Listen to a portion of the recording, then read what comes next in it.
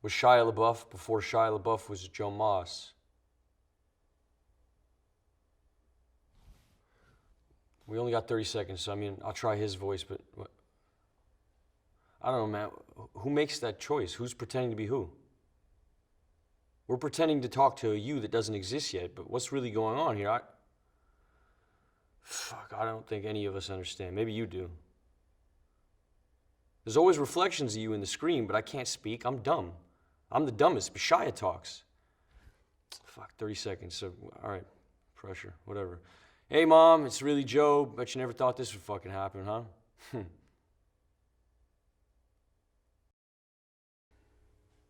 Work number 24 oscillates somewhere between a durational performance and live sculpture. The work seeks to act both as a social and institutional critique of what is an art school, presented then in the form of a bookshop as opposed to a library, arguably a democratic equivalent. The work seeks to explore the currency of ideas, how trade and exchange is not only commoditized, but perhaps how conversation is perhaps a vital component in the flow and disruption of how culture manifests. My practice revolves around questions of fact and fiction and the blurred line that lies between. I'm interested in how surveillance images can be manipulated and orchestrated in order to create a particular narrative, creating an unreliable narrator. There are 3 parts to the work: footage of a factual space whereby a sequence of events has occurred, a digital drawing of the space, and a strip back stage to its crude, simplest skeletal form, where the sequence of events is reenacted. The stage is a factual representation of a real-life space whereby every property is identical in dimensions. 57,910,000, 108,200,000, 149,600,000, 227,940,000, 778,330,000, 1,429,400,000, 2,970,990,000, 4,504,000,000, 5,913,520,000.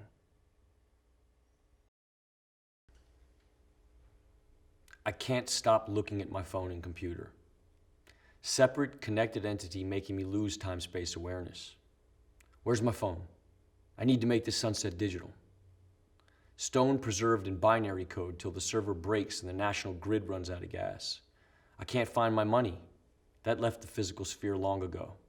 All I see remind me of things online or in a video game. They are so real in the moment. I climbed that mountain with my mind and fingers. My body didn't even get close. All my experiences turned into light and pixels.